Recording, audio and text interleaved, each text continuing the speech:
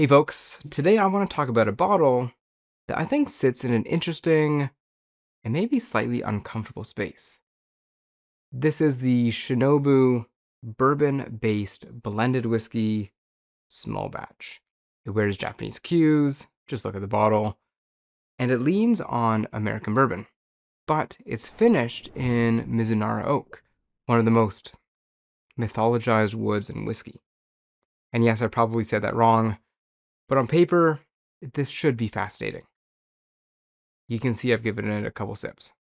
In the glass, though, it's a little more complicated. Before I get into it, we need to talk about who actually makes the whiskey, because that's, I think, where most of the story lives. Shinobu is part of the Shin Group. They are a modern spirits company with a very global footprint. They don't just operate in Japan.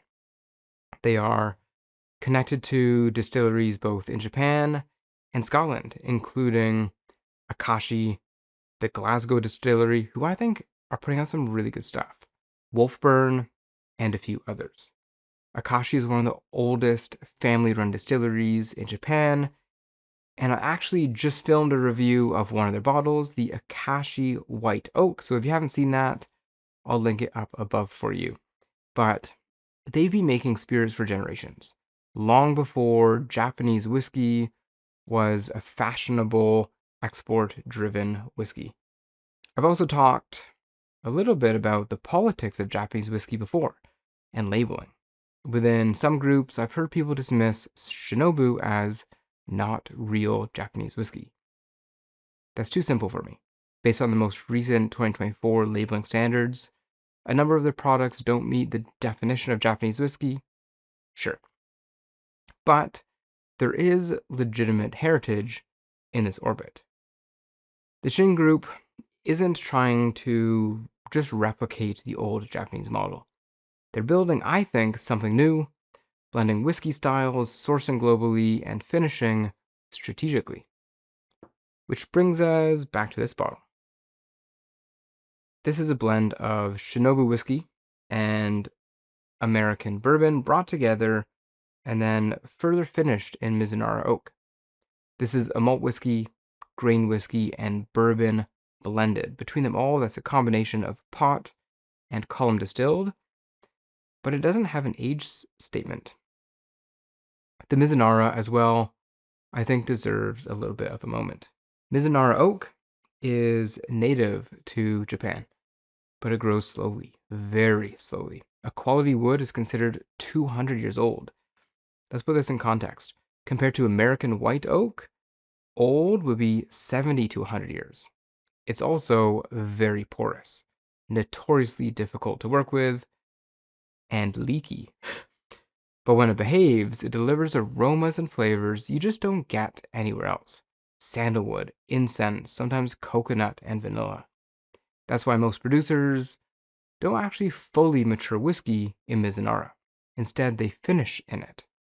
But even here, there's a lot of debate. I read somewhere that to fully get the true character of Mizunara, you need 20 years, with 2 years only just starting to impart flavor.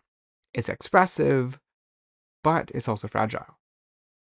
This bottle here, we're only looking at 40%. And I know a few years ago, they were releasing this at 43%. So I'm disappointed to see it's only 40%. But here we are. Let's dive on in. On the nose, it's very approachable. Caramel sweetness. Something a little green. Fresh cut grass. Yeah.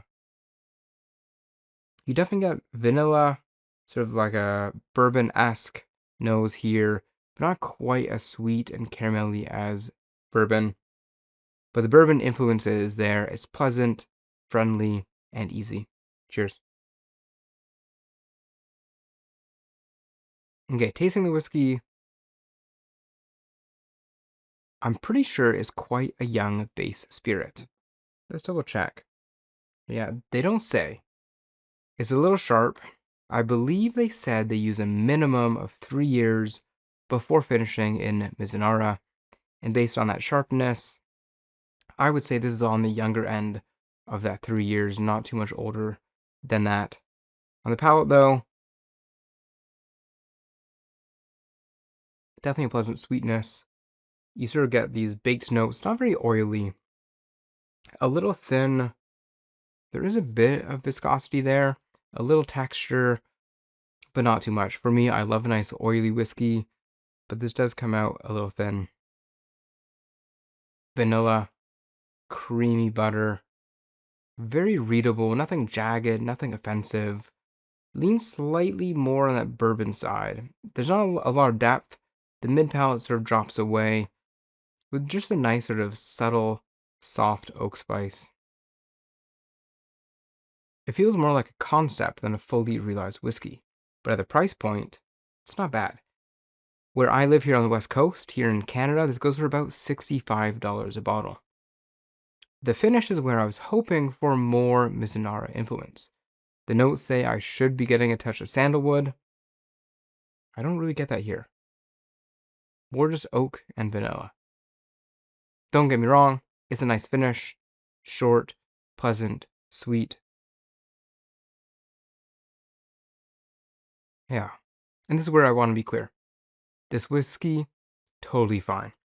Competently made, balanced, very easy to drink, as you can tell. But I don't love it as something to pour for myself neat. Sorry.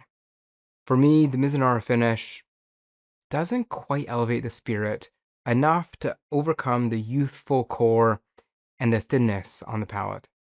Does it add character? Maybe, but it doesn't transform it. And that's the risk with finishing younger whiskey in exotic wood. The finish can become the headline, but it can rewrite the structure underneath. If I were to have bought this just as a blended bourbon and Japanese whiskey, I'd be very happy. But I was expecting Mizunara influence, which I just don't think is there for me. If the base whiskey had more time, maybe more weight, maybe more concentration, could the Mizunara sing more? Possibly. As it stands right now, it feels like a well-intentioned experiment that stops just short of being memorable, possibly because of how much it was proofed down to only 40%. I'd be curious to try this as something more cask strength. But you know what? Put this in a glass beside a cake donut with a thin like maple glaze, I'm all in. That maple would pull forward that bourbon, vanilla, and caramel even more. If you're chasing complexity, if you love older Japanese single malts, if you want structure, tension, and a long evolving finish, this probably won't do it for you. And that's okay sometimes. Not every bottle needs to be a revelation. But I do think this one promises more intrigue than ultimately delivers. Shinobu, I'm sorry. The idea is strong. The whiskey itself is quite good, but the result, with the Mizunara labeling, just doesn't quite land for me. Still, if you're exploring the modern Japanese whiskey landscape, I think this is a useful reference point. Just don't expect it to be the destination. What do you think? Have you tried this? I'd love to know your thoughts below. As you can see, I've definitely enjoyed the bottle. Thanks for watching. See you soon.